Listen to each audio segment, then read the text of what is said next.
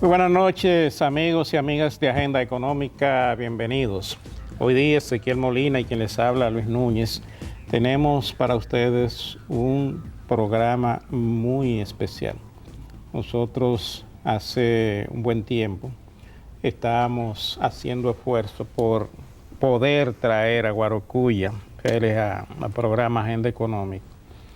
Entendemos perfectamente todos los inconvenientes y las dificultades que se le presentan en el día a día, porque consciente del trabajo que él tiene que realizar, a él tiempo no le sobran, a él le hace falta tiempo, y aún así todavía yo creo que se le hace difícil poder cumplir con todos los compromisos y las responsabilidades que tiene.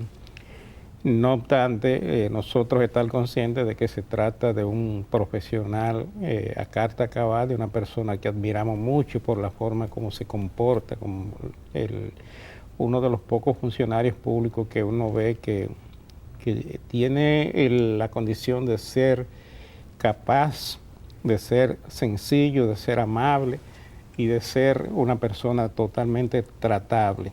Yo creo que esas condiciones envuelven a una persona muy especial, y por eso Ezequiel y quien les habla nos sentimos muy a gusto, muy complacidos de poder compartir este programa con Guarocuya Félix, quien es el director general de Impuestos Internos. Bien, buenos amigos de Agenda Económica, como decía Luis, tenemos a Guarocuya Félix, nos dio trabajo, pero ya está aquí. Y con él vamos a hablar de política fiscal y de muchos temas interesantes en la materia. Muchas gracias, Ezequiel, y además las palabras de Luis hacen que me sonroje. Bueno, yo te decía antes de empezar el programa que tú estás en mi lista de incorruptibles. Y espero además, no defraudar. Pero además yo lo digo con toda sinceridad, o sea, lo que yo digo es lo que siento. Muchas gracias, Luis. Tú sabes que esto, hace ya unos meses leía un libro de Tony George. Tony George es un historiador inglés que murió relativamente muy joven de eso, una enfermedad degenerativa, esa enfermedad parecida a la enfermedad de Stephen Hawking, que, que ahora está de moda estos días, que es una película. Sí. Y entonces decía una persona que está haciendo un diálogo con George, ¿no? con Tony George, dice, bueno, ser coherente es aspirar que los demás vivan como tú vives. Entonces hace una pausa y dice, ser realista es entender que eso es imposible. Bueno, entonces, muchísimas gracias. Simplemente trato de ser coherente por lo menos con Tú sabes conmigo que mismo, ¿no? También voy a aprovechar para decirte que hay un español que tiene una altísima valoración tuya. Sí. Que es Manuel Labrado. Manuel, bueno, sí, Manuel es un gran amigo. Entonces, Manuel está ahora en el Banco de España. Yo le hice una entrevista un mes antes de retirarse del país. Manuel fue el representante del Banco Interamericano de Desarrollo en República Dominicana, sí, y actualmente es el gerente de recursos humanos, lo que sería el gerente de recursos humanos del Banco de España, que sería el Banco Central de España. Sí. Si tú tienes mi lista de incorruptibles, él te tiene una lista todavía superior. Y además Luis Linde, que es el actual gobernador del Banco de España, pues me une una amistad con él. Con Luis Linde, el actual gobernador del Banco Central de España. Dice Manuel Labrado que hay 5 gente inteligente en República Dominicana y tú estás en esa lista. Uy, Dios, eso sí que es un compromiso grande. Eso lo dijo él a mí. Eso sí que es un compromiso grande. Así que vamos a hablar contigo. Bueno, pues muchas gracias. La ventaja que tiene uno poder tener un conversatorio como este con Guarocuya es que a él se le puede preguntar de todo. No tiene problema los temas y nada, y contesta con toda sinceridad todo lo que tú le puedas preguntar. Nosotros realmente, Guarocuya, queremos hacer un programa contigo centrado en el tema que más se discute en la República Dominicana, que es el tema del pacto fiscal, incluyendo todas las reformas y los proyectos de reforma que tú anunciaste en la conferencia o en la charla que tuviste con Ángel, donde hablaste de una serie de temas sumamente interesantes, que para mí yo creo que todas deben ser parte de un pacto fiscal, aunque tú no le quieres llamar pacto fiscal, sino un pacto político. O sea, bueno, no es que no quiera llamarle pacto fiscal, lo que pasa es que... no es que tú quieras ir más allá, porque tú... Bueno, es que pienso que el país tiene que ir más allá de un pacto fiscal. Es verdad que nosotros tenemos la responsabilidad que establece la Estrategia Nacional de Desarrollo, establecer por lo menos 3 pactos, de hecho son 4 pactos. Sí. El pacto por la educación, que finalmente pudimos firmar con los diferentes actores que intervienen en el sistema educativo. El pacto por la industria eléctrica, fíjate que digo la industria eléctrica, no el sector eléctrico, y eso tiene, las palabras tienen mucho poder, por eso le llamo una industria, y la tratamos como un sector, y tenemos que comenzar a verla como una industria. Y por supuesto lo que hemos denominado en la Estrategia Nacional de Desarrollo el pacto fiscal. Hay un cuarto pacto que es con los municipios, que debería estar de manera conjunta con la discusión sobre la nueva fiscalidad en la República Dominicana. No es que no entienda que debe haber un pacto fiscal, es que entiendo que el pacto fiscal debe ser una derivación de un pacto político. Un pacto político es un pacto entre las principales fuerzas políticas de República Dominicana que establezca o ratifique de manera clara los objetivos que ya tenemos en la Estrategia Nacional de Desarrollo, y la fiscalidad en todo caso es una herramienta para cumplir los objetivos. La fiscalidad no es una herramienta en sí misma.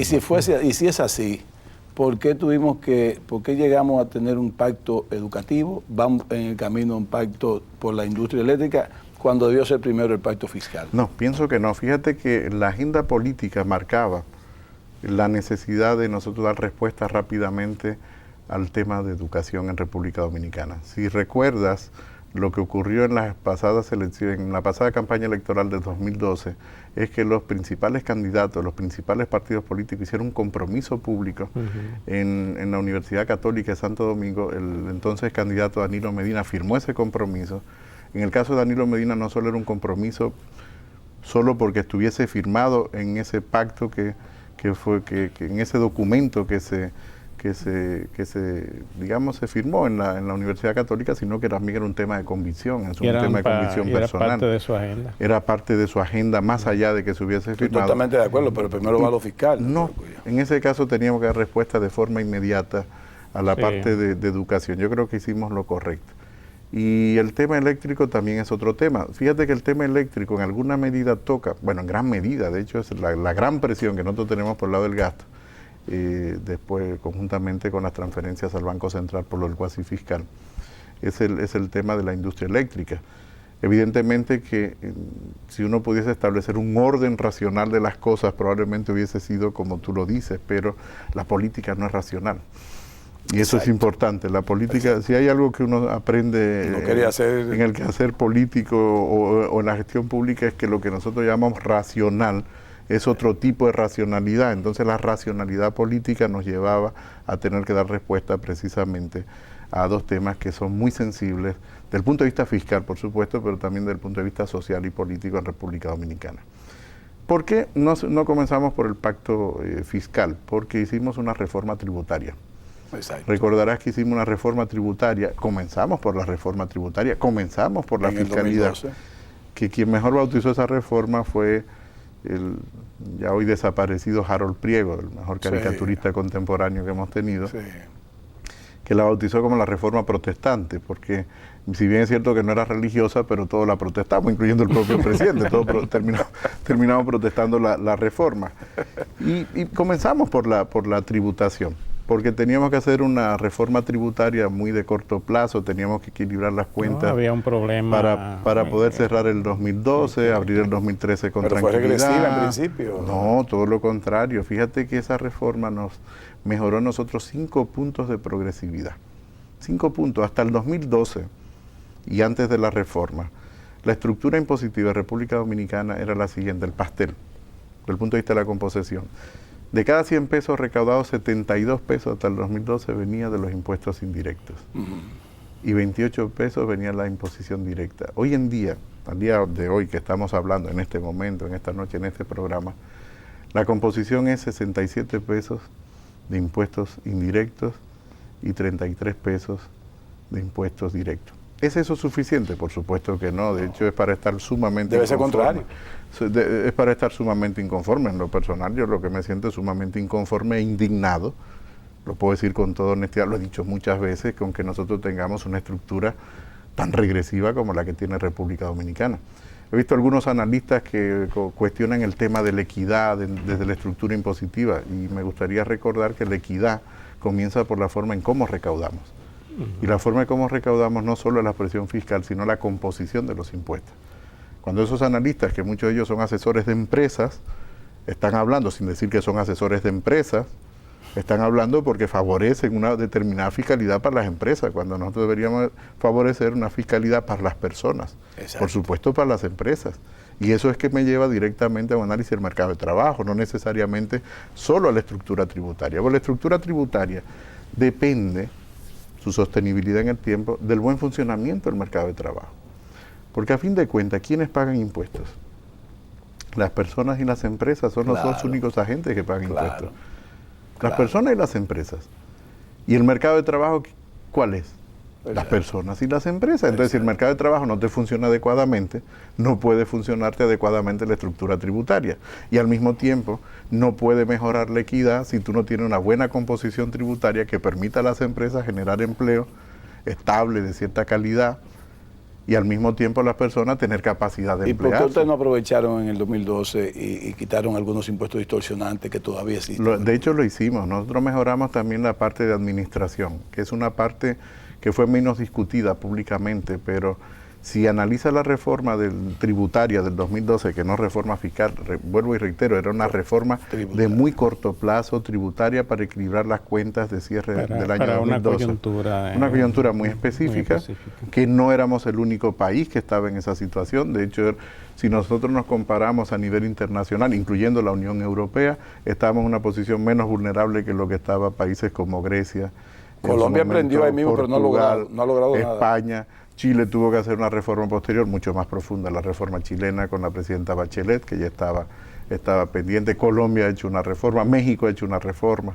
Entonces quiere decir que República Dominicana estaba en una posición, digamos, menos desfavorable que otras economías más o menos de igual tamaño, y que también había sentido el impacto de la crisis del año 2007-2008 y que todavía no acabamos totalmente de salir de ella. Entonces, esa reforma, vuelvo y reitero, que era de corto plazo, no solamente fue del aspecto de los tributos, se introdujeron herramientas muy importantes de administración. Por ejemplo, toda la parte de precio de transferencia. Esto quiere decir, la herramienta que nos permite analizar la relación que se da entre empresas vinculadas, sean empresas locales o empresas multinacionales, extranjeras, sí estaba en la normativa desde el año 2010, pero fuimos un poco más lejos, actualizamos la normativa y la llevamos a la legislación. Había evasión. No solo la evasión, hoy en día, por ejemplo, tener los acuerdos de precio anticipado con la industria hotelera del este. Ok, vamos a una pausa. Déjanos una pausa y retornamos de una vez.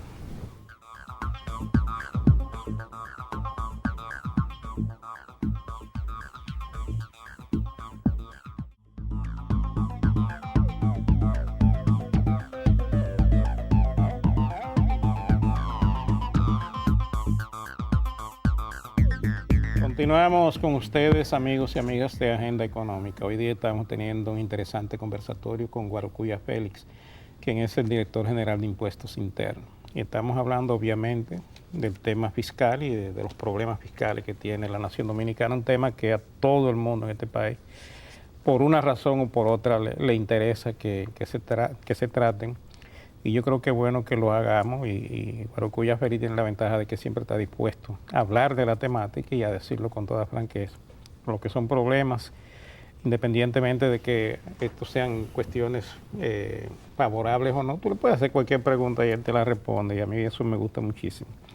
En el trabajo o en la presentación que tú hiciste, Guarocuya, en la Asociación de Jóvenes Empresarios, tú hablaste de una serie de proyectos interesantísimos todos, que son parte de todas las cosas que nosotros tenemos que hacer en la República Dominicana. Y hay temas ahí que son cruciales, que de hecho nosotros en este programa los hemos comentado en diversas ocasiones. Pero hay temas que son para mí incluso novedosos y me sorprendieron. Tú hablaste de una ley de pronto pago, hablaste del regular el mercado de trabajo. De hecho, ya tú introdujiste este tema aquí hoy día. Tú hablaste también de una ley de quiebra. Hablaste de la necesidad de eliminar el secreto bancario. Es un tema un poquito delicado en el país, pero hay que entenderlo. No, de hecho, y el contexto en el pero cual tú cada lo vez planteas. menos delicado. Fíjate, Luis, porque cuando tú analizas en el contexto, aunque el país interactúa, que es el contexto global, ya no hablamos casi ni siquiera del contexto internacional. Hoy en día países como Suiza ya eliminó el secreto bancario. Sí, que era... Claro, que era la cuna del secreto bancario, era el ejemplo a seguir del secreto bancario.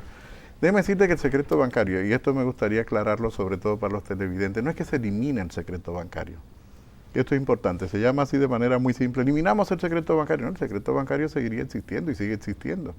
Porque la información que corresponde a cada ciudadano o ciudadana que tiene sus depósitos en la banca sigue siendo secreto. Lo que se mejora son los mecanismos de comunicación con la administración tributaria y la banca. Que es una exigencia internacional. Claro, o sea, no, es una exigencia que no es local. un asunto que tú te lo has que no es local, por Dios. República Dominicana forma parte en este momento del Foro Global de Transparencia, el cual forman parte 123 países. Pero entonces habría una amnistía. Eso no hay amnistía, porque lo que ocurre es que se mejora la capacidad de poder compartir la información que se tiene en el sistema bancario con las administraciones tributarias. No solo la local, no solo la local, sino con las demás jurisdicciones a nivel internacional. Pero aquí hay mucha gente, no solamente funcionarios públicos ni militares. Mucha gente que no va a poder justificar. Nosotros acabamos de dar una amnistía hace poco menos de 2 años. Pero ¿qué vamos a hacer con esa gente entonces? Simplemente van a transparentar su patrimonio. Y lo que no pueden justificar que paguen los impuestos que tengan que pagar. Es que todo el mundo tiene que pagar sus impuestos. Pero ese no es un tema. No, yo estoy hablando claro. No, déjame explicarte. El hecho de que tú pagues los impuestos, y eso fue parte de la reforma en 2012. En el 2012 se introdujo un párrafo en la legislación, que forma parte ahora del Código Tributario, de que independientemente del origen de tu patrimonio, tú tienes que pagar impuestos. Pero el hecho de que pague impuestos no quiere decir que tu patrimonio sea lícito y que no deje de tener responsabilidad frente a la justicia. Esto es un tema importante, porque esto es para cerrar lo que puede ser lavados de activos en un momento determinado, es decir, dinero que proviene de actividades no lícitas que luego quieren hacerse lícitas simplemente porque pagaron los impuestos. Yo te decía que la reforma también tomó en cuenta aspectos de administración. Te mencionaba el tema de los precios de transferencia, te mencionaba ahora el tema sobre patrimonio, pero te puedo mencionar otro tema de administración que se introdujo en la reforma, que fue el tema de apalancamiento, por ejemplo, a través de endeudamiento por parte de las empresas, que se estableció un límite de no más de 3 veces el patrimonio de las empresas para endeudarse y poder evitar así lo que se denominan transferencias entre vinculadas. Entonces fue una reforma importante. Pudimos, tú me has dicho fuera de cámara, pudimos haber sido más progresivos en esa reforma. Sí. Mira, yo creo que llegamos hasta donde podíamos llegar en esa reforma tributaria. Avanzamos 5 puntos de golpe, eso es mucho, cuando tú lo ves en lo que ha pasado en el contexto internacional. Impuestos progresivos como la agrupación de las propiedades, el IPI, cambiamos el IBSS, que era el impuesto a la vivienda solitaria, por el impuesto a la propiedad inmobiliaria. Exacto. Y agrupamos las propiedades. Correcto. Un impuesto muy progresivo. Como debe ser. Claro. Pero eso no era fácil hacerlo. La retención a los intereses percibidos. También lo entendía. Claro, es eso correcto. En este programa siempre se había dicho. Así es, el tema de los dividendos como pago único, la retención del 10% como pago único. Ahora, ¿quiénes reciben dividendos? ¿Quiénes tienen propiedades? ¿Quiénes reciben intereses? En términos relativos, los más ricos de la sociedad. En términos relativos. Sí. Y esto fueron cuando es el consumo, la clase media la que se castiga. Bueno, no solo la clase media, se castigan sobre todo los más pobres. De hecho, la clase media se castiga, pero los más pobres se castigan menos que la clase media.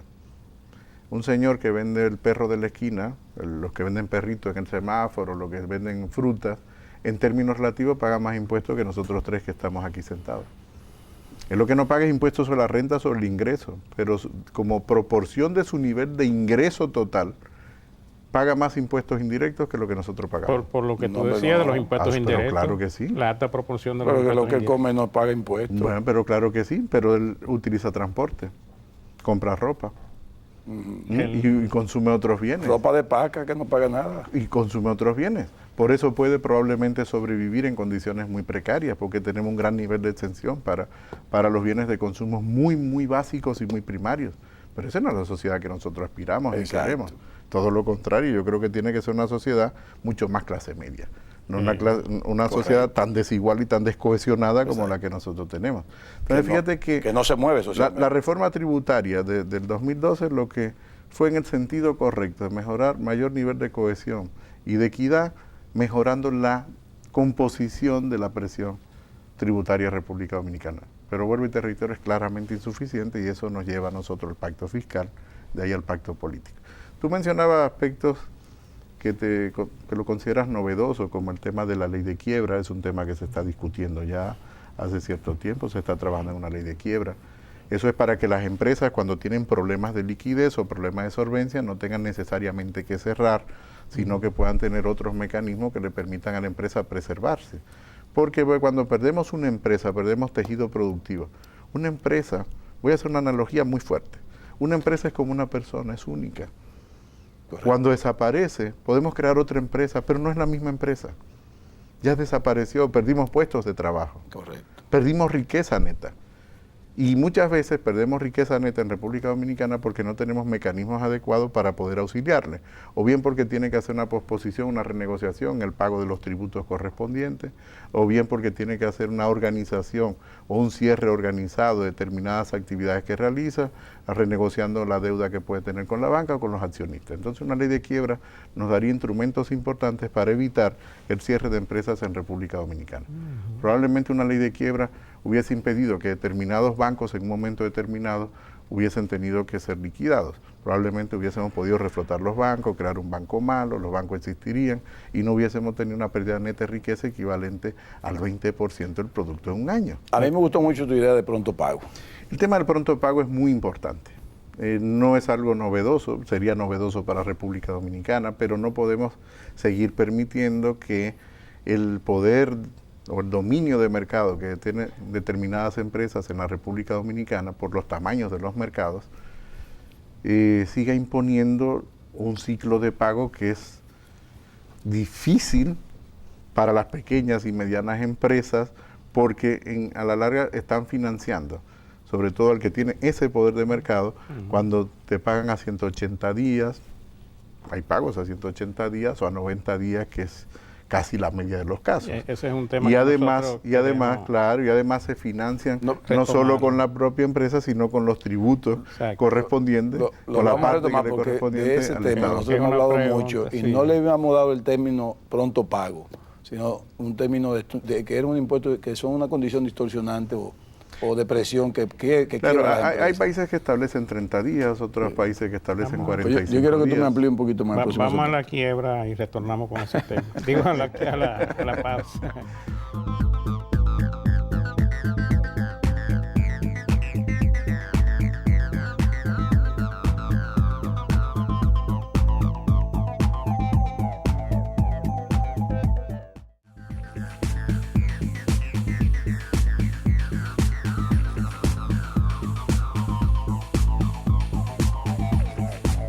Bien, amigos, continuamos con el programa Agenda Económica. Luis Núñez Santana y un servidor, Ezequiel Molina Lizardo, tienen un conversatorio con el licenciado Guarocuya Félix, director general de Impuestos Internos.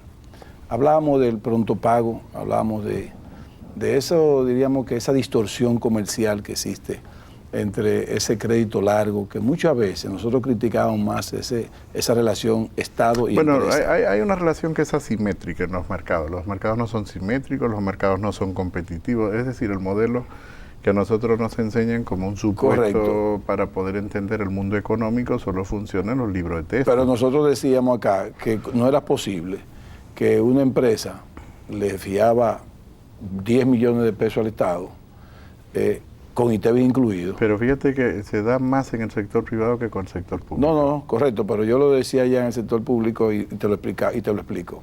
¿Cómo va a ser que yo le fío 10 millones de pesos al Estado, con ITEVIS incluido? Impuesto Interno me dice, hey, dame mi impuesto que tú facturaste. El Estado dura 6 meses para pagarme a mí.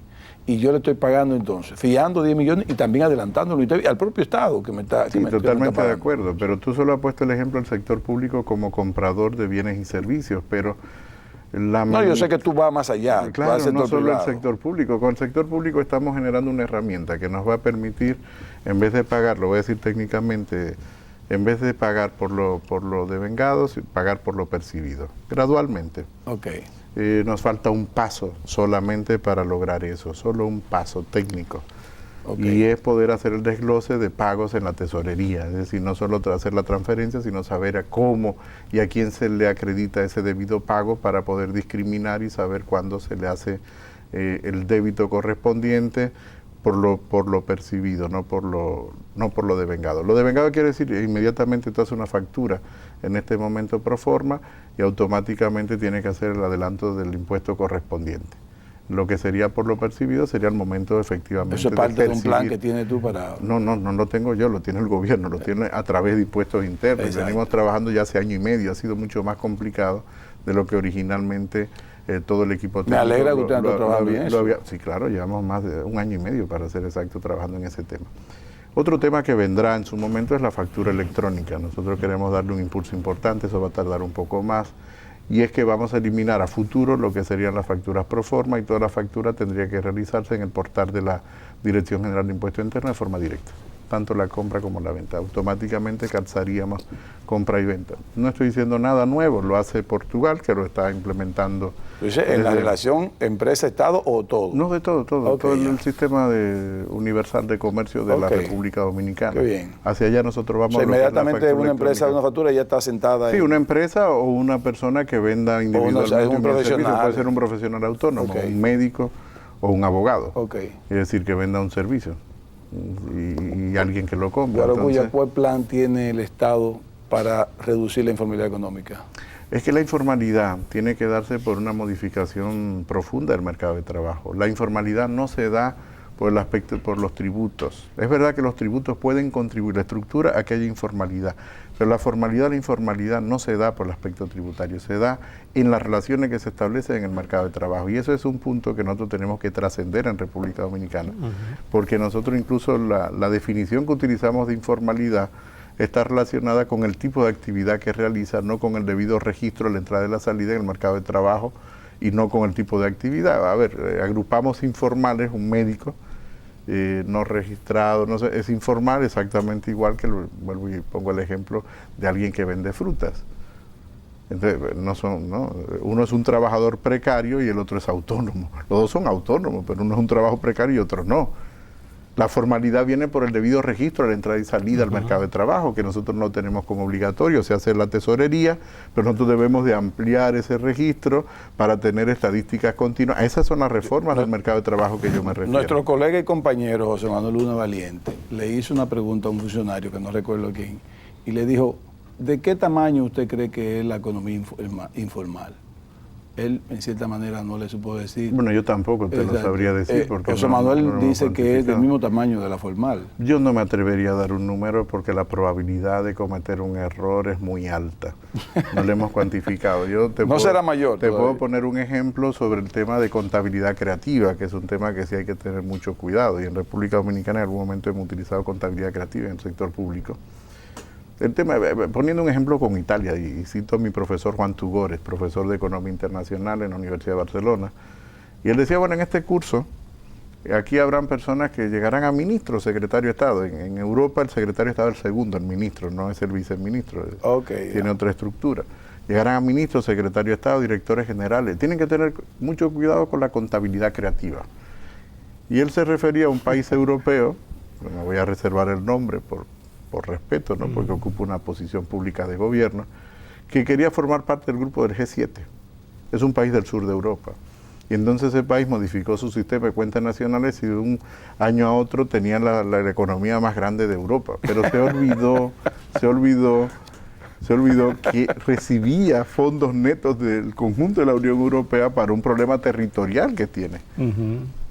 Y entonces pasó de ser receptor neto de fondos a ser donante de netos de fondos. Y era porque la explicación que habían dado es que ellos habían transparentado la actividad económica informal de su economía, que era igual que la economía formal. Por eso yo te digo que soy muy cuidadoso en poder ofrecer un número para una actividad que es difícil por su propia naturaleza de cuantificar. Por eso es informal, es difícil de cuantificarla. Sí, es difícil. Se tiene que trabajar. A ver, nosotros claro que sí, tenemos modelos que nos aproximan a lo que ocurre allí, pero son números que solamente te sirven como un indicador. Lo que yo te quiero decir es que donde se trabaja para disminuir la informalidad no es solo desde los tributos, comienza desde el mercado de trabajo. Ahí es que está el tema de la formalidad e informalidad. Si hay una empresa que tiene altos costos, como ocurre en República Dominicana por el tema de la seguridad social y la contratación, eso es real. Las empresas dominicanas, la empresa dominicana, no cualquiera de nosotros que decida poner un despacho de asesor económico, montamos y registramos un nombre, nos damos el alta incluso como persona individual, y antes de contratar a una persona ya tenemos una deuda. Tenemos un pasivo contingente. La liquidación de la potencial secretaria que tú vayas a contratar, o del potencial asistente, o el joven que te vaya a ayudar, ya tienes un pasivo y no has contratado a nadie. Y es que en verdad que el capital entonces, no le da para cubrir el pasivo. Eso es imposible. Entonces yo tengo amigos y compañeros que han pasado por ese ciclo de que al final tuvieron que cerrar la empresa y terminar empleados, cuando potencialmente pudo haber sido un pequeño empresario de un despacho de servicios de servicios económicos, sí, por ejemplo, que es mi área, ¿no? Entonces, nosotros tenemos que reformar esto. Las empresas tienen que disminuir costos en la República Dominicana. El dilema viene con el tema si proteger o desproteger al trabajador. Y yo creo que ese es el tema que nosotros no hemos empantanado innecesariamente, porque cuando nosotros vemos lo que ocurre en los países nórdicos, esto no es un tema de discusión.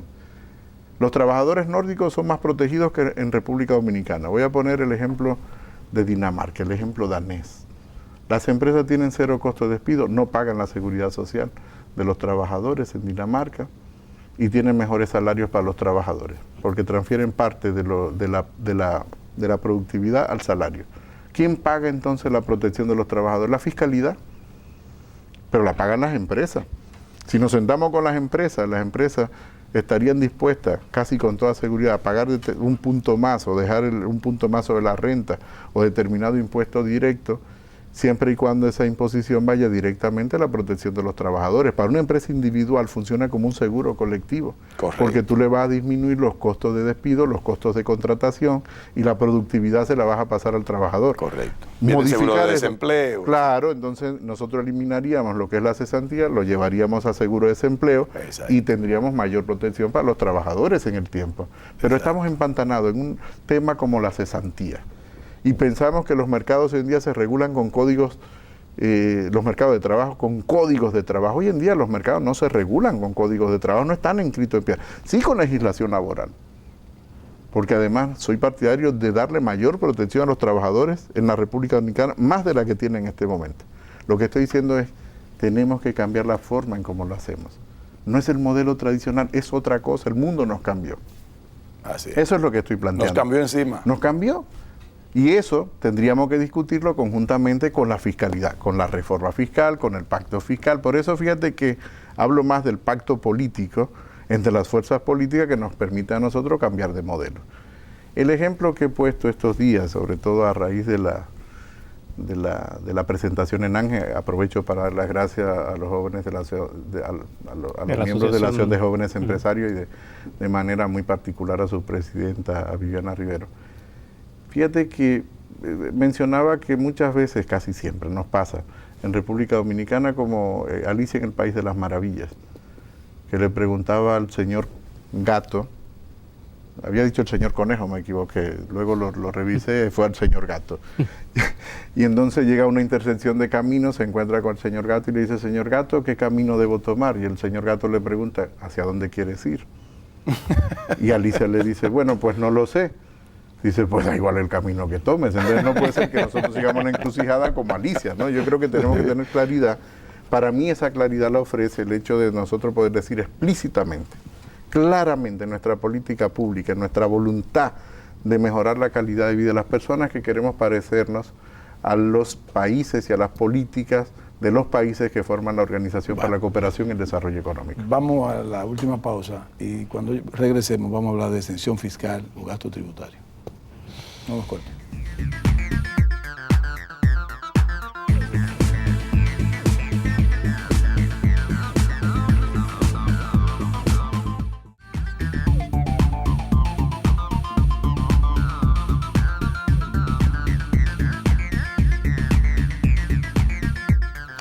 Continuamos con ustedes, amigos y amigas de Agenda Económica. Vamos a la última parte ya, ¿verdad, Ezequiel? Sí, este programa del día de hoy, interesantísimo. un programa que tenemos que continuarlo más adelante. Bueno, Luis, eso quiere decir que tienen que invitarme muchas veces más, con más frecuencia, y sobre todo yo aceptarlo. Ser más insistente. Sobre todo yo aceptarlo. Debo reconocer porque Luis siempre es muy interactivo en invitarme. Y yo, ojalá que tú tengas más tiempo. Sí. Ezequiel, antes de la pausa, te hablaba del tema del gasto tributario. El ministro de Hacienda, en estos días en un programa de televisión, dio un dato interesante. Dijo que el gasto tributario representaba un 50% de los ingresos tributarios. Así es, nosotros un 7% del Producto Interno Bruto. Estamos llegando a un 7% del Producto Interno Bruto. Esto es para uno pensárselo. A ver, lo primero es que te agradecería si le decimos a la gente qué es lo que es gasto tributario. Bueno, el gasto tributario son las exenciones que otorga el Estado por diferentes conceptos, bien para potenciar una industria determinada, como es la industria turística, o la industria manufacturera, o bien para los ciudadanos comunes y corrientes, nos incluimos nosotros que somos menos comunes y menos corrientes que otros que son más comunes y corrientes. ¿Por qué? Porque tenemos exenciones, por ejemplo, de pago del IVA, que sería el ITEVIS en la República Dominicana. Pero me permite definirlo en dos cosas, gasto tributario e incentivos fiscales. Para mí lo mismo. Sí, claro, al final lo contabilizas como gasto tributario, el incentivo que implica exenciones. Entonces, te decía que esto es como para pensarlo, ¿no? Porque yo creo que hemos llegado a un umbral significativo de exenciones en República Dominicana. Yo cuando tengo algunas dudas, que me ocurren con mucha frecuencia, porque yo creo que parte de la naturaleza humana es dudar, ¿no? Y yo que soy muy popperiano, dudo siempre. Decía Popper que esa era la forma de crear la ciencia, dudar siempre, ¿no? Entonces siempre tengo alguna amiga o algún amigo que me aconseja en determinadas dudas, si iba a acostarme más tarde o más temprano, por ejemplo, o si debo de hacer tal o cual cosa. Bueno, pues esas cosas pido consejo porque muchas veces tengo dudas, ¿no? Con el gasto tributario yo creo que hay una duda razonable, más que razonable, desde el punto de vista de la administración fiscal. Fíjate que no solo la administración tributaria, sino la administración fiscal, va más allá de la administración tributaria. Estoy hablando del Ministerio de Hacienda, del Ministerio de Economía, que están mirando el largo y el corto y mediano plazo de manera conjunta, porque tenemos que replantearnos el tipo de incentivos que damos en República Dominicana. Tenemos que establecer determinados requisitos para obtener esos incentivos. Tenemos que establecer temporalidad para la existencia de esos incentivos. Y además tenemos que cerrar muchas brechas, incluso para los propios consumidores. Y metas alcanzables. Y metas alcanzables. Y algunas brechas de exenciones que tenemos incluso para los consumidores, que a fin de cuentas quien beneficia son los consumidores con mayor nivel de ingresos en términos relativos. Por eso hemos planteado, y está así en la Estrategia Nacional de Desarrollo, una única ley de incentivos. Pero claro, los sectores no quieren una única ley de incentivos. Yo quisiera seguir manteniendo mi ley sectorial. Pero resulta que la ley sectorial solo está mirando mi ombligo, pero no está mirando la mesa completa. Y por lo tanto los incentivos muchas veces son contradictorios entre sí. Y además generan dificultades de administración tributaria y, en definitiva, de la política ¿Por qué las exenciones fiscales tienen que llegar hasta la renta? Porque yo lo que digo es, te doy incentivo para que cree la empresa. Claro, pero si ya tú tienes beneficios, por Dios, ¿por qué no tengo que darte la exención de la renta? No entiendo eso. No, bueno, aquí hay sectores que piden no solo la exención de la renta, piden la exención hasta de la inversión en los títulos valores que potencialmente puedan invertir como parte de los beneficios. Estoy hablando de los beneficios futuros potenciales de determinada inversión en títulos valores que por lo regular son emisiones de deuda del Banco Central, que entonces retroalimenta todo el sistema perverso que tenemos de funcionamiento en un sector de la macroeconomía y que afecta, por supuesto, la calidad de vida. Y también desonero y que afecta, por supuesto, la calidad de vida de las personas. Porque en el fondo de lo que estamos hablando es de personas. Correcto. Claro, y eso es que la gente a veces no entiende. La macroeconomía no va bien. De pesos para que viva claro, la macroeconomía va bien, la macroeconomía va bien, pero no lo sentimos claro, porque de lo que tenemos que hablar es de la calidad de vida de las personas, tenemos que hablar del empleo de las personas, de la empleabilidad de las personas. Los países con mayor nivel de desarrollo, mencionaba los de la Organización para la Cooperación y Desarrollo Económico, el principal indicador es el mercado de trabajo, es el empleo. Correcto. No, nosotros nos sentimos contentos cuando entregamos una tarjeta de subsidio. Feliz, no, por Dios, eso es un indicador del fracaso absoluto de nuestra política social. Sí, porque el presidente Medina lo ha dicho en reiteradas ocasiones. Claro, no puede ser permanente. Ahora, esa permanencia, esa temporalidad está relacionada al mercado de trabajo. El mercado de trabajo está relacionado con la estructura tributaria. La estructura tributaria es el sistema impositivo. Eso es lo que los economistas, por lo regular, llaman los mecanismos de transmisión. Es decir, cómo impacta una decisión que tomamos en un sector, me está impactando en el resto de sectores. Pero resulta que el sector solo se está mirando a sí mismo. Exacto. Pero no está mirando los impactos, es lo que se llama externalidad negativa. Entonces ahí viene el círculo vicioso. Claro, la externalidad negativa que está generando en otro sector. Hay externalidades positivas y lo adecuado es tener un círculo virtuoso de externalidades positivas. No, nosotros tenemos un círculo pernicioso, vicioso, externalidades negativas con toda la estructura de exenciones sin que esas tengan exenciones una coordinación. te decía que una empresa compra una propiedad inmóvil residencial para que la viva el presidente o el vicepresidente. Sí, entonces te piden la exención del IPI. No paga IPI. No, y la mayoría de los vehículos de lujo en este país tampoco pagan impuestos. Tampoco pagan impuestos. Porque están a nombre de la empresa. No, y entran con alguna exención, están a nombre de la empresa, exenciones de algunos tipos que todavía seguimos manteniendo para los vehículos. Entonces, bueno, ese es el tipo de... Además de que un vehículo que cuesta 5, 6, 7, 8 millones de pesos paga lo mismo que uno que cuesta un millón o menos. Yo comencé casi este programa diciendo yo me sentía muy indignado, yo casi saldría a protestar, casi aunque sea director de impuestos. De hecho, ser director de impuestos me ha hecho un poco más radical en estos temas. Radical en el buen sentido, no radical en el sentido rupturista de no, radical en el sentido de que nosotros tenemos que plantear estos temas y cambiarlos para mejorar el futuro de la República Dominicana. Yo no quiero que tú te vayas al programa y que te haga una pregunta dentro de la reforma tributaria del 2012 que tú participaste. El impuesto a la placa, nosotros lo criticamos acá porque era muy alto, el 1%. Bueno, pero fíjate que la aplicación es una decisión de política, por suerte, porque lo peor que puede ocurrir es cuando el administrador tributario define la estructura tributaria. Pero mejor bájenlo eso es un impuesto. Es un impuesto que en este momento no está en discusión, ese impuesto funciona con el impuesto del CO2. Me pasaría todo un programa explicando ese impuesto, ese impuesto, y yo creo que quizás en el próximo programa. Lo importante es que ese impuesto no está sobre la mesa en este momento, no se va a cobrar este año, fue la decisión política del presidente Medina en su momento, y por lo tanto no es un tema que esté en discusión. Y él tiene su razón. En este momento. Sí, está bien, nosotros dijimos pónganlo en medio. A ver, las decisiones de esa naturaleza son decisiones de política, reitero, lo peor que puede ocurrir es el administrador tributario definiendo la estructura fiscal de un país, que es lo que nos ha ocurrido a nosotros en los últimos 15 años. Quien tiene que definir la estructura fiscal de un país, incluyendo la tributaria, son los políticos. Esa es la función del político, de la buena política. Porque el político es el que tiene esa capacidad de conectar los diferentes grupos de la sociedad, y además es el que se supone y está llamado a tener esa visión de futuro que debe tener toda sociedad. Tiene que haber una conexión. El político que no es capaz de generar ilusión en su propia sociedad, en la propia gente, no es un político que la gente lo va a validar. Tiene que generar ilusión, una ilusión de futuro, una ilusión de que es posible cambiar las cosas para mejor. Ese es el tipo de político que queremos. Yo creo que el presidente Medina encaja perfectamente hoy en día en ese tipo de político, de que es capaz de generar ilusión en la gente y de que es posible de poder mejorar la calidad de vida de las personas. Como me diste permiso para preguntarte cualquier cosa. Claro que ¿Ha tenido que ser flexible Guarocuya Feli en el desempeño de la Dirección General de Impuestos Internos? Bueno, si flexibilidad implica respetar escrupulosamente la ley, por supuesto. O sea, la ley te da márgenes para tú poder establecer negociaciones con los contribuyentes. Recuérdate que hay contribuyentes que pueden llegar a una situación de dificultad en el pago de sus tributos porque tiene dificultad en su sector, en su mercado, porque tiene una situación contingente y por lo tanto la legislación ya establece la flexibilidad necesaria para eso. Lo que yo te puedo asegurar es que, por lo menos es una pregunta muy directa a mí, en mi etapa de directoria, el equipo que me acompaña, hemos hecho todo lo posible para que ninguna empresa quiebre.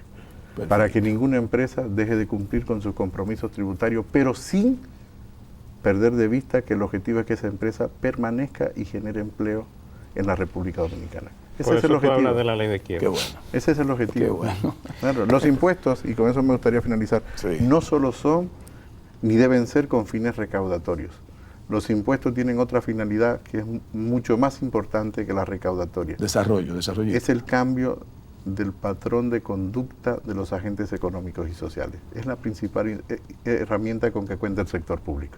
Entonces no podemos ver los impuestos solos. Es una distribución igual de la riqueza. Por eso hablo de que tenemos que mejorar la composición de la estructura tributaria de la República Dominicana, que dicho sea de paso, es tremendamente mala. Tú te comprometiste a volver. Pero Claro, me comprometo a volver. Para Pero es una hablar del gran tarea. impuesto, del CO2 y de... No, hay podemos muchos hablar temas. de muchos temas. Yo creo Lo que de la fiscalía internacional. y podemos también, hablar eso. de literatura también, y de música. Yo creo que no solo de impuestos. Sí, sí, sí. ¿no? Usted ya tiene que hacer un programa especial. Hacemos un programa especial como algo así como La Otra Cara. Bueno, creo que ese programa ya existe de algún amigo. Ese ¿no? de Eury. Yo creo que ese el de Eury, le hacemos un poquito de publicidad, pero hacemos algo como O La esa es otra Cara, agenda, ¿no? ¿eh? Esa es otra Esa es agenda. una agenda económica. Yo creo que esa es otra agenda que debemos de tener en el país, ¿no? Bueno, Guadalucuya, Guadalucuya, gracias. muchas gracias por tu comparecencia. muchas gracias en el a programa Agenda ustedes. Económica. Gracias a ustedes, amigos, por su atención. Que Dios los bendiga. Hasta un próximo programa.